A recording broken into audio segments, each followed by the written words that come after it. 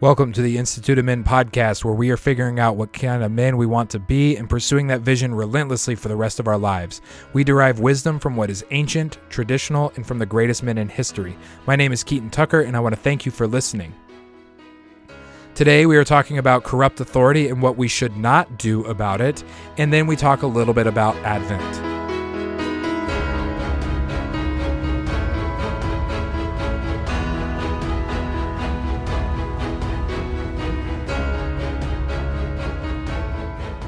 If you're new to the podcast or you haven't hit that subscribe button, go ahead and do that now. And if you would be so kind, leave a 5-star review.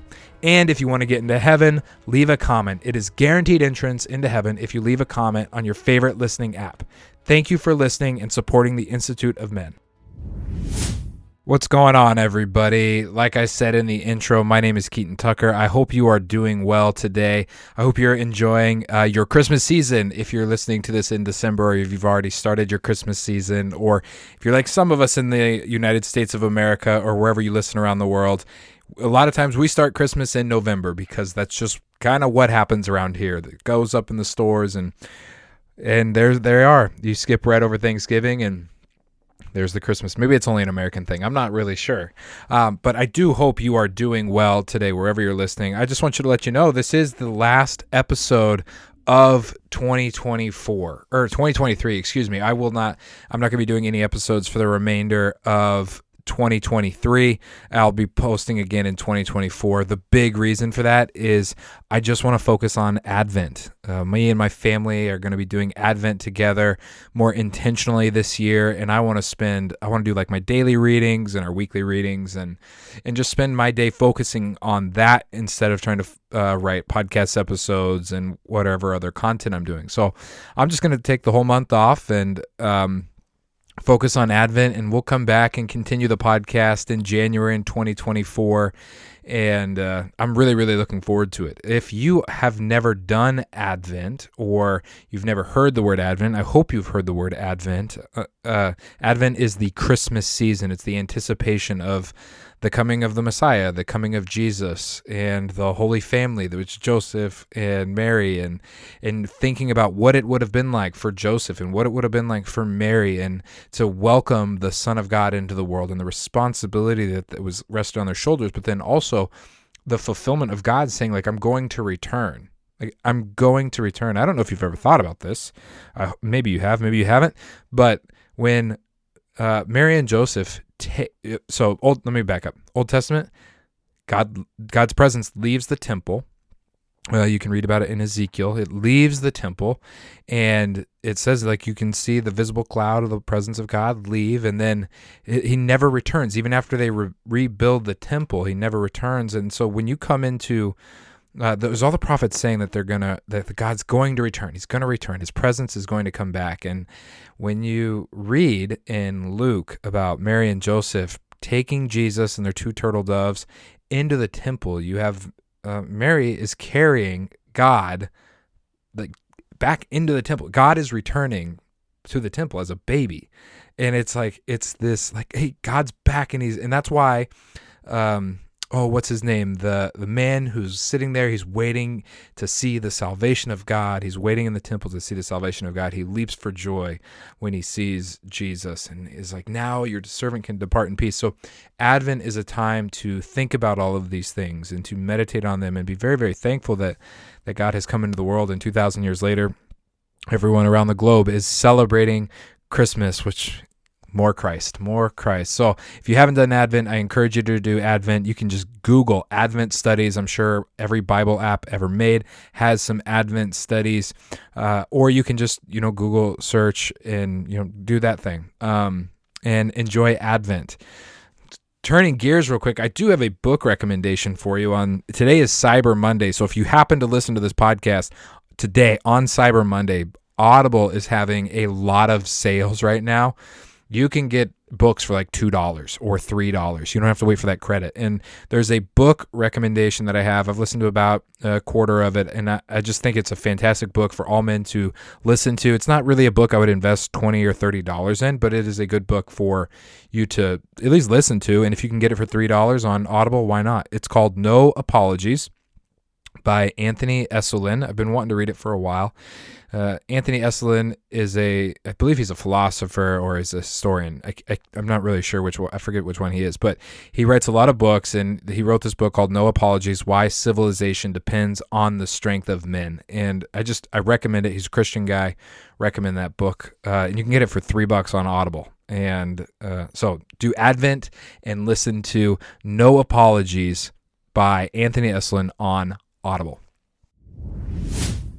Okay, so today I want to talk about what do you do when it comes to corrupt authority or perceived corrupt authority or actual corrupt authority. And passion's not the right word. This is a deep conviction that I've had for several years now. And I think about this frequently and how God institutes authority and how he uses positions of authority and how he maintains offices and anoints people for those offices, and he raises up people and he brings people down. And I think a lot about authority, and then I also think a lot about rebellion against authority. And we are coming up on election year 2024, and which I dread election years. I'm sure you dread election years. I dread election years. We're coming up on an election year, and we do currently have a president who it seems very obvious that there's a lot of corruption there. But if you were to, we sat through 4 years of accusatory corruption for our former president, President Trump, but nothing ever surfaced. And there has been this created tension for government authority between the two parties where it's, if my guy's not elected, I'm going to rebel. So when it was President Trump, half the country's like, I'm going to rebel, not my president. Okay, well, he is your president. And then it happened with Biden, not my president. Rebel against Biden, do this against Biden, or complain about Biden, or whatever. And there's probably plenty to complain about. But God does say, you shall not speak evil of a ruler of your people. That's in Exodus. And so I want to talk about some of that today. And this, I feel a deep conviction towards going to an election season, but I've also been on Twitter and I watch and read. I actually had to delete Twitter because I was just so disheartened about it. But watching Christians speak evil of rulers and their rulers or positions of authority within their churches, and it's wrong. It's a sin. It's wrong. It's wrong to do that. You don't know why God has put certain people in certain positions. You don't know. And if you don't like it, you have a couple options. You need to keep your mouth shut. You can't speak evil of a ruler of your country. That's directly in Exodus. I'm getting ahead of myself, but because I want to give you some examples. You don't complain about them publicly. You don't, you can, or at least, how do I want to say this? You need to be very careful what you say on an internet platform about rulers of your people, whether they're government authorities, church authorities, whatever. You need to be very, very careful about it because you don't know why God has put people in certain authority. You also fail to understand how God uses authority and why it's very important that you submit to rulers of your people. And this is very, very important to learn as a young man, because once you get older, it gets much more difficult to learn to submit to authority. This is why you learn it through your parents. Really, is where you learn it. So we're coming up on an election year. We have that, and I was just reading stuff through on the Twitter sphere, which I call it hell. I call Twitter hell. It's like every time I check it, it's like, let's see what's going on in hell today, because that's kind of what it feels like. It feels like hell, and you can kind of see what everybody's thinking. And it was so disheartening to be on when it's just seeing people talk about this stuff. And I know things aren't great, but your whining on Twitter isn't helping either. And you could do a lot better than sitting there watching the news all day so you have something to complain about. And don't fall for that trap. Put your efforts into doing something good in the world, okay? And don't speak evil of your authority. God has said, don't speak evil against your authority. That's in Exodus 22:28.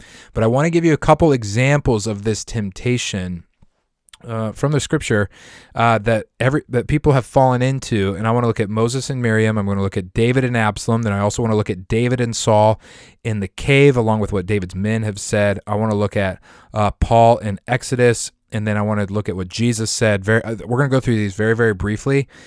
And then I want to I want to just call out what it looks like to rebel against authority in the internet world, and some of the what ends the results of rebellion against authority under the perceived notion of good. So let's go through these stories. So the first one is Moses and Miriam, and in Numbers chapter 12. Numbers chapter 12. Miriam and Aaron. So Miriam is Moses' sister, and Aaron is Moses' older brother. He's the high priest. It says Miriam and Aaron spoke against Moses because the Cushite woman that he had married, for he had married a Cushite woman. So Moses married a woman who is not of the people of Israel, and according to the law, you were supposed to marry a person of Israel within Israel. You were not supposed to marry a foreigner, especially if you're a leader. You're not supposed to marry a foreigner. And here's Moses. He married a foreigner, and you're like, that's corrupt. That's corrupt. Oh, he broke the law. He can't be trusted. And so Miriam and Aaron, they decide instead of talking to Moses about it, they spoke against Moses, which means they didn't speak to him. They spoke about him to whoever would listen. And they said, and this is what they said. And they said, has the Lord indeed spoken only through Moses? Has he not also spoken through us also? Don't I also have an individual private relationship with the Lord? Don't I have the same authority as people in authority? Wrong. Has he not spoken through us also? And the Lord heard it. Now the man Moses was very meek, and more meek than anybody on the face of the earth. So Moses isn't going to stand up and defend himself. And suddenly the Lord said to Moses and to Aaron and to Miriam, come out you three to the tent of meeting. So God's like, all right, we're going to have a come to Jesus moment without Jesus. You're going to come talk to me, and I'm going to settle this. You're going to come out, the three of you, to the tent of meeting. So you're in trouble. And the three of them came out, and the Lord came down in a pillar of cloud, and he stood at the entrance of the tent, and he called Aaron and Miriam, and they both came forward. And he said, hear my words. If there is a prophet among you, I, the Lord, make myself known to him in a vision. I speak with him in a dream. Not so with my servant Moses. He is faithful in all of my house. With him I speak mouth to mouth, clearly and not in riddles, and he beholds the form of the Lord. Why then were you not afraid to speak against my servant Moses? And the anger of the Lord was kindled against him, and he departed. So, yeah, there are God speaks to whoever's listening. There are theologians who hear from God, or as they're studying, they feel prompted to go one way, and that doesn't give them the position of necessary authority.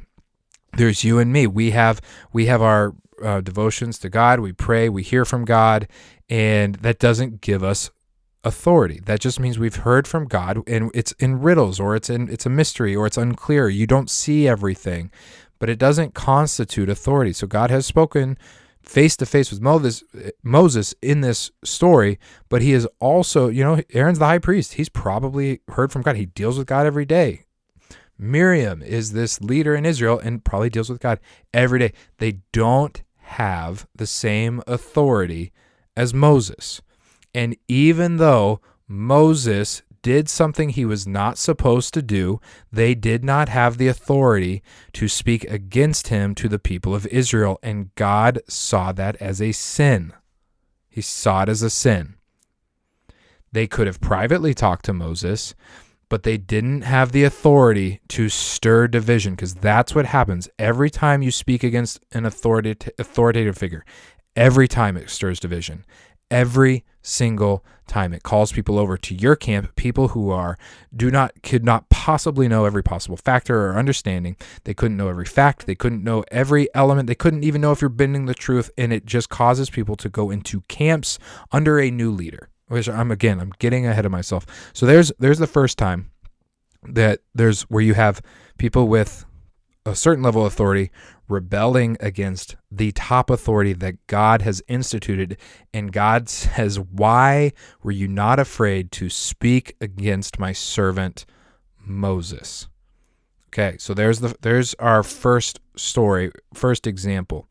Okay, and this again, coming from Exodus 23:28.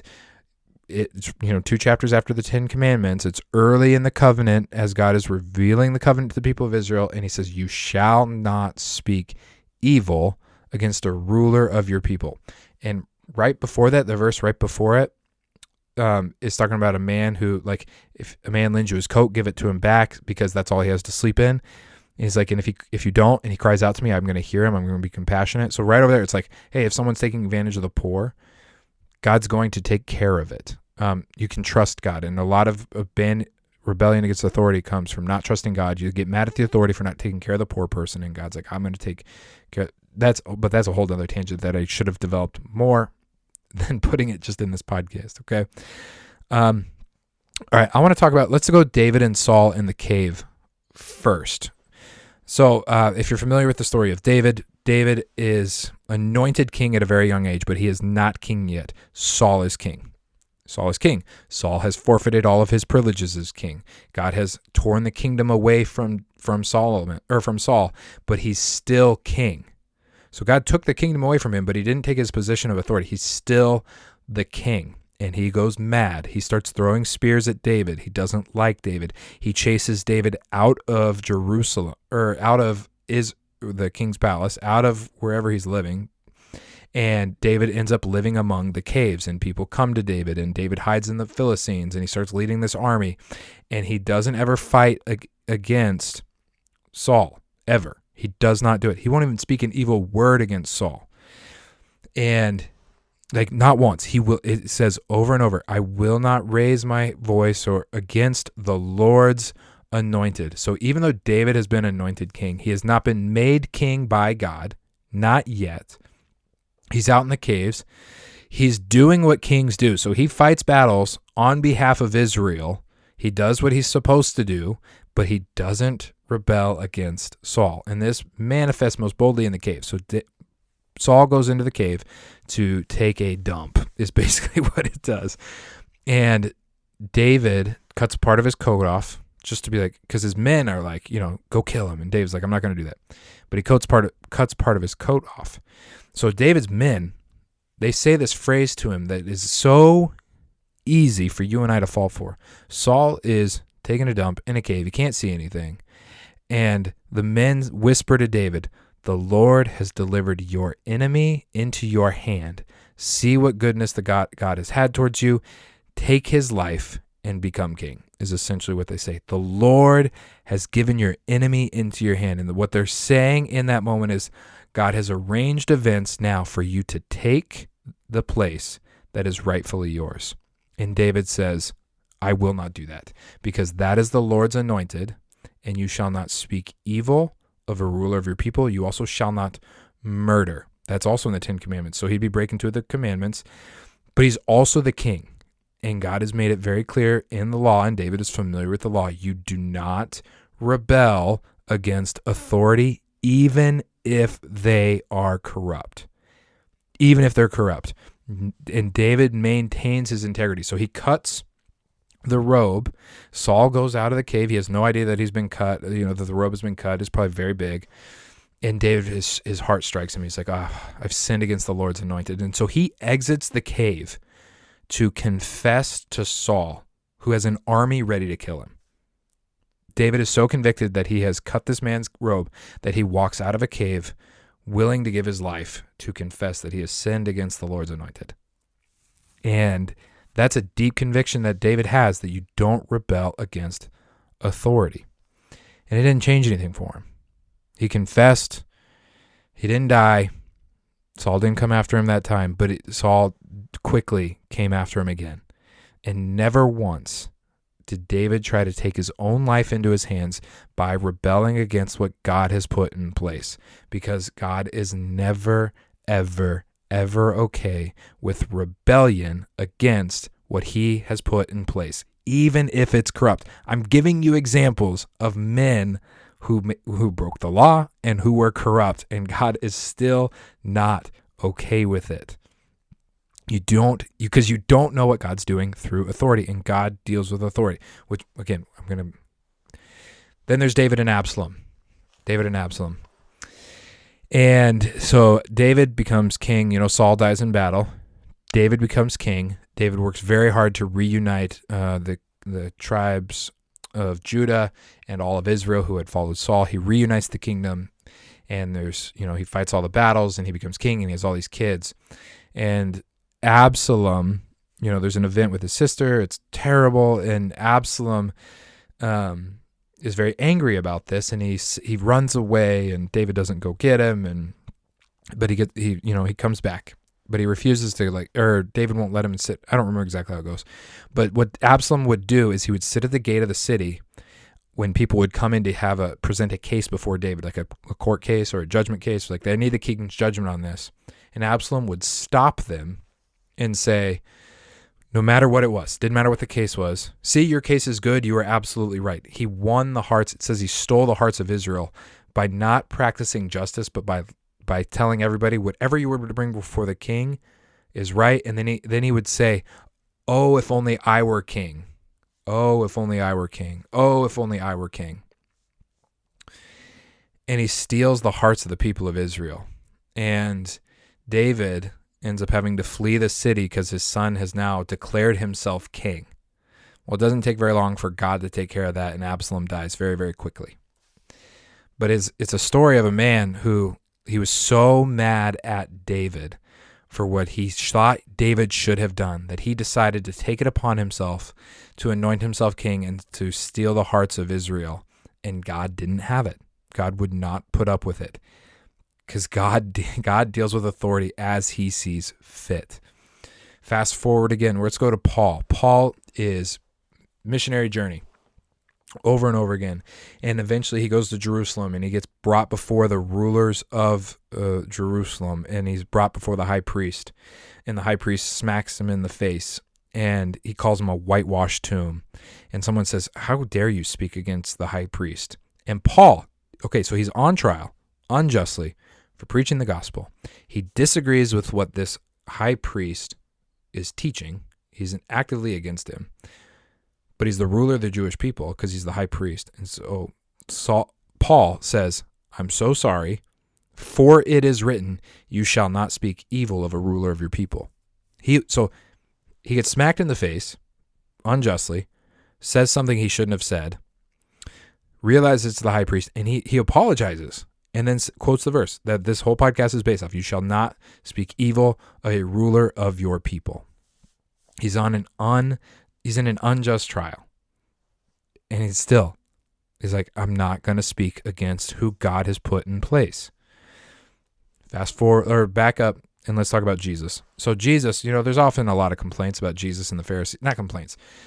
Contrasting of Jesus and the Pharisees. People are like, Jesus is all about relationship, and the Pharisees are just about religion. Like, Jesus wasn't that much different than a Pharisee. He was just more compassionate than they were. He loved their zeal for the law. N.T. Wright makes this very clear in a lot of his books.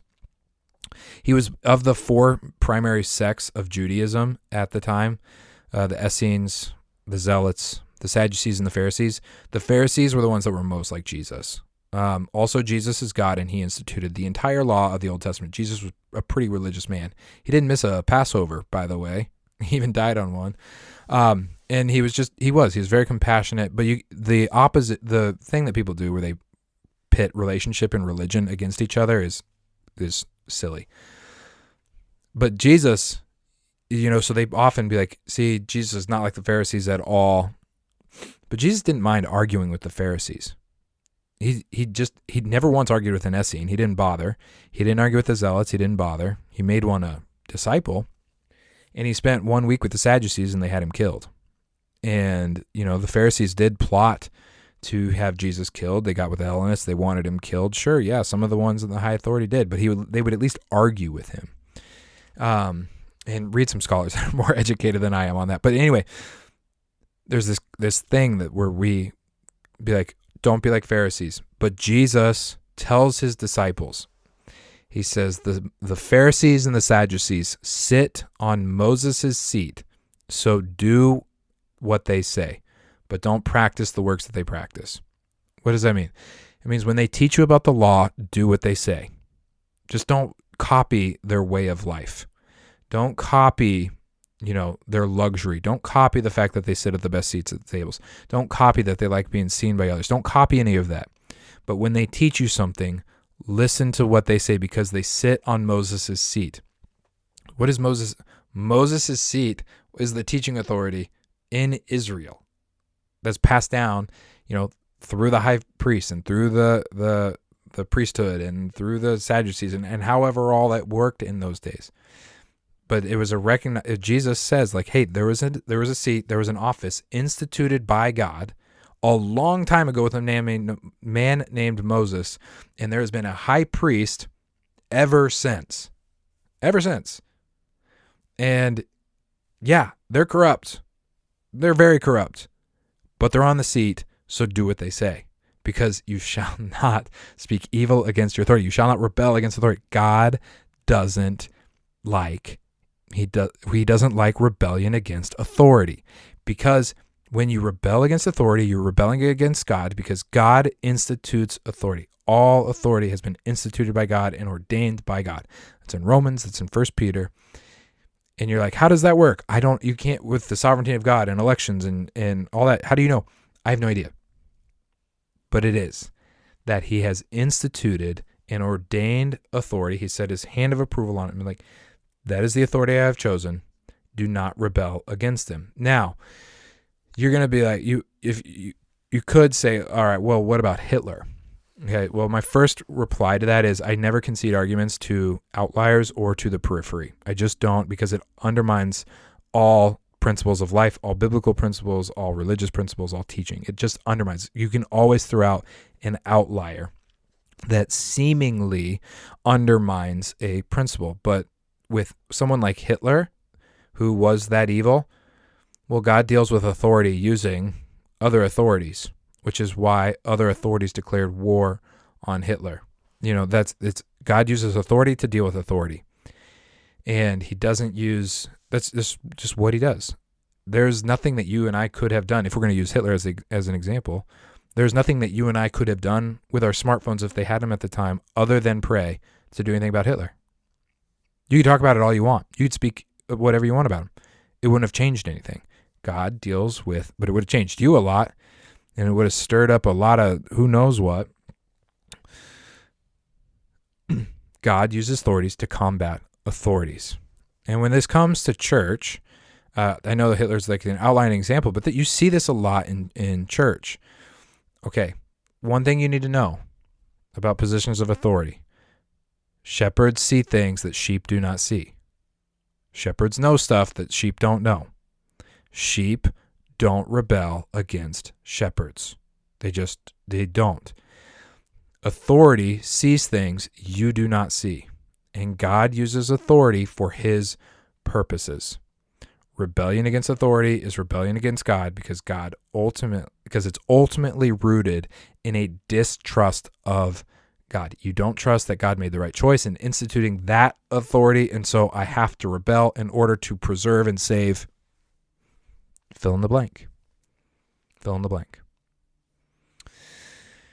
Now, I want to look at a couple markers of what it looks like to rebel against authority in the modern world, within the internet age and the Twitter sphere. There's a couple markers that you can see, and you can see it in yourself and see, hey, am I rebelling against authority or not? And again, God is not okay with rebelling against authority. You cannot speak evil of a ruler of your country. I would like a president who has better policies and a little bit more physical vigor and mental capacity. But Joe Biden is President Biden. I do not get to dishonor him with my mouth on a platform. Like, I'm just not going to do that. I hope we get a president with policies that I would prefer. We might not. I don't get to, I still have to do what God has asked me to do, even if the outcome is not what I like.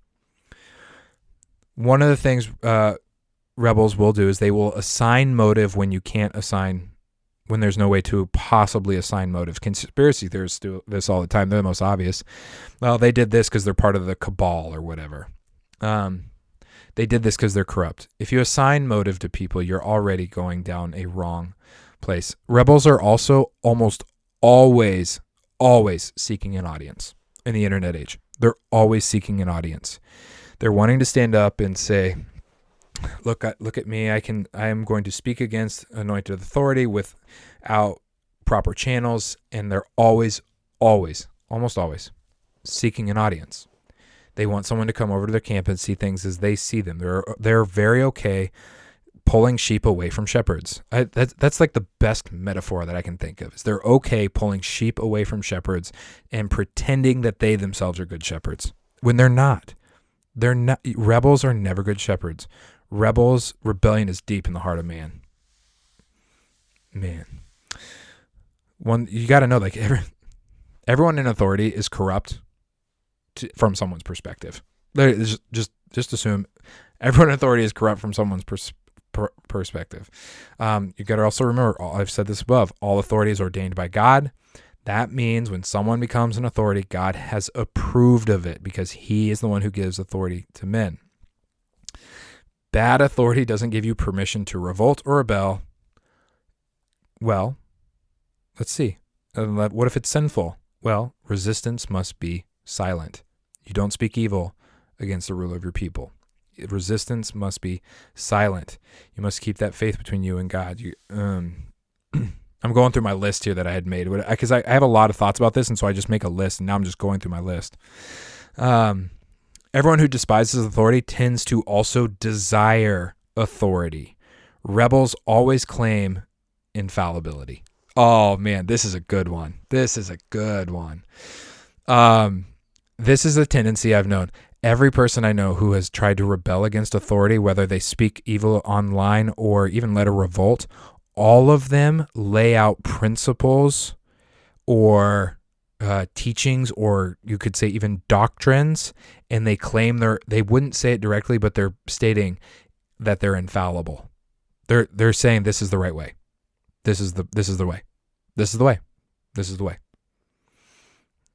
Every single time. They wouldn't say it directly, but they are demonstrating that they believe that they are infallible. Otherwise, why would you rebel against authority if you didn't think your way was the right way? You wouldn't rebel without thinking you were right. You wouldn't rebel just to rebel. I mean, unless you're a teenager, maybe you would. Every rebel, that's the sin of Absalom. Oh, if only, see, your case is just, if only I were king, everything would be better. All rebels always claim, if I were only in charge, then everything would be good.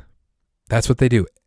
Everyone who despises authority, speaks evil of authority, especially when they're seeking an audience, also wants authority, even though God has not instituted that authority or that office to them.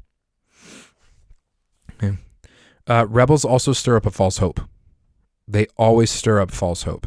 They rally people to their cause. They create division. They get everybody trying to think on the same page, but they have no authority to make any change happen. So they'll get people online.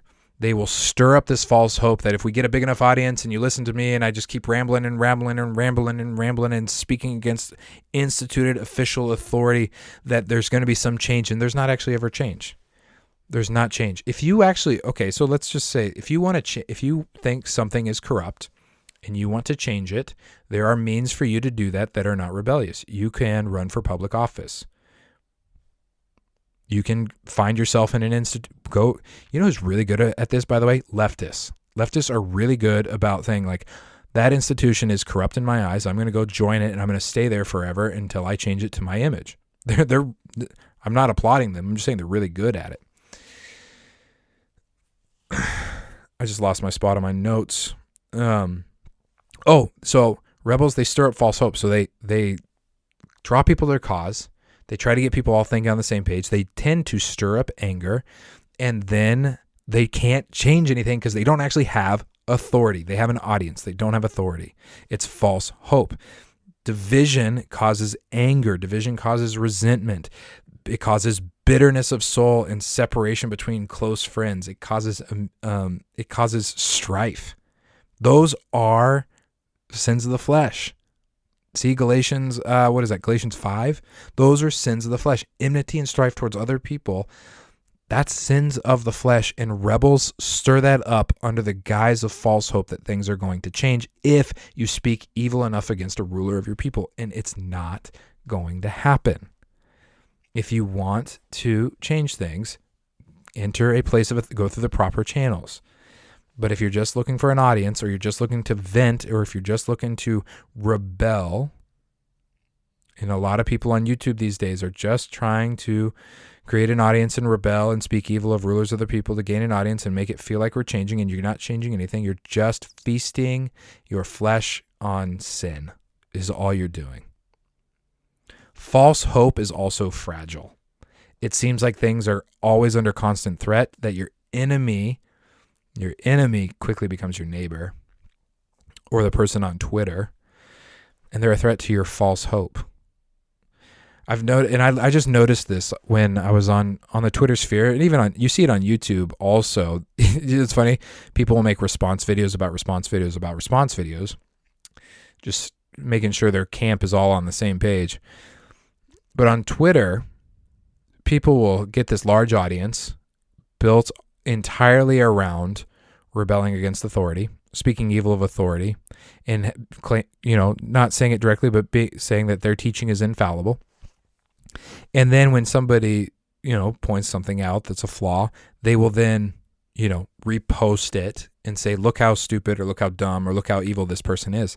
And all of the followers just jump on them.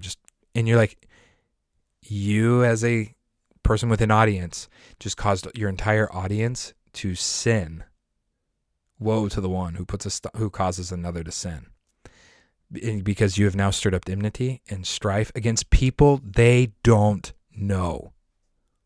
You're not even having a long argument. You're having an argument over 280 characters. Oh man, we are in trouble, my friends. My goodness. And so coming back to that, false hope is so fragile.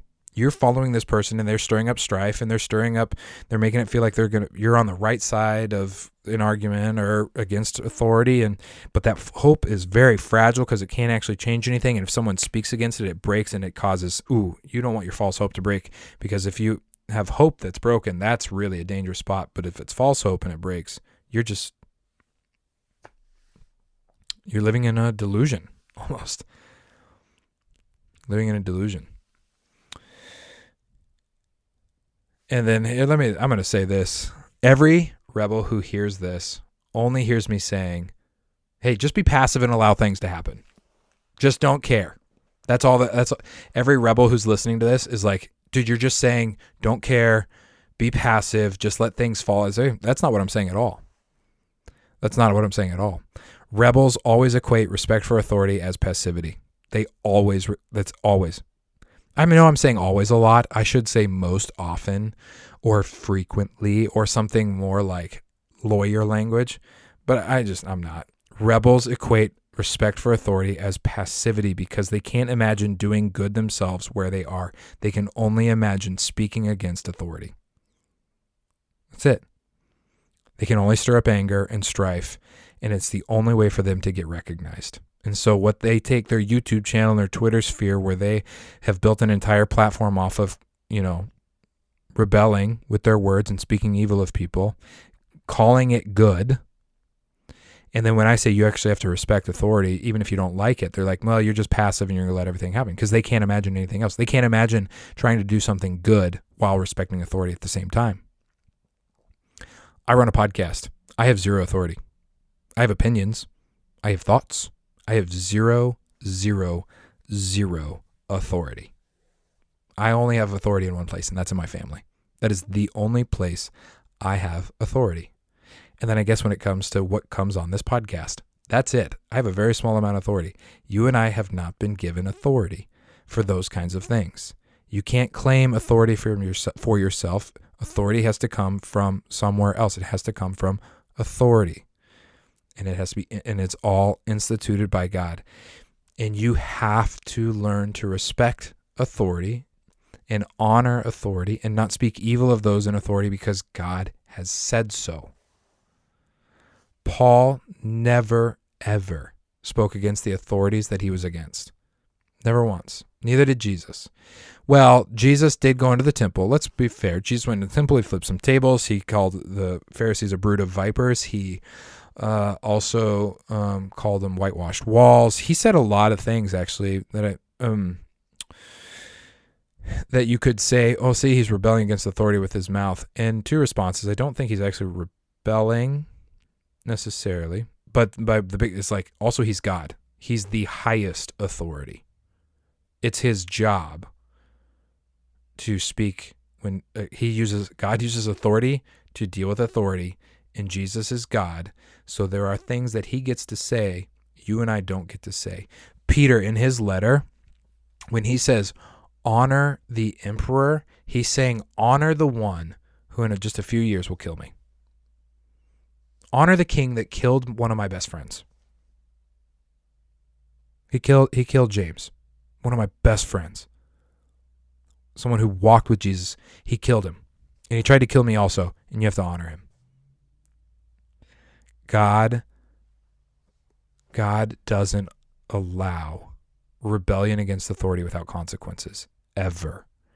And you and I coming up on an election year, or if we're dealing with our church authorities or whatever, we don't get to rebel with our mouth to stir division and to cause strife among people, because all we're doing when we rebel against authority is indulging in sin of the flesh, and enmity and strife, and most everything listed in Galatians chapter 5. And you and I need to take that very, very seriously coming up into the election season. And we're also in a season of Advent where the King of Kings and the Lord of Lords has come into the world, and all authority sits upon his shoulder, and the government of the world sit upon his shoulder, and the governments of the churches sit upon his shoulders. And he is overseeing the course of human history from the right hand of the throne of God Almighty, and he will come again in glory. And all authority in heaven and on earth has been given to him, which means all human authority on earth he knows about and he is aware of, and he has authority over them.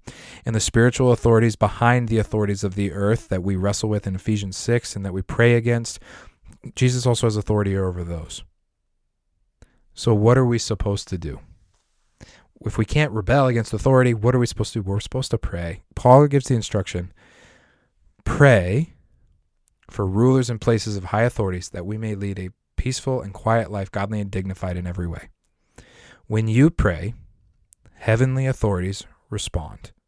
In Daniel prays, and 3 weeks later an angel shows up. It took the angel, he's like, sorry I was delayed. He shows up and he says, your prayers have been heard and I have been sent. And when you pray, heavenly authorities do what God has ordained them to do. And you and I, we don't know how it works. We don't see it. When we get to heaven, we'll be able to ask him. But pray. And thank God that Jesus Christ has all authority in heaven and on earth, that he has come into the world and that we get to celebrate it this Christmas season in this wonderful country. And God bless you this Christmas season.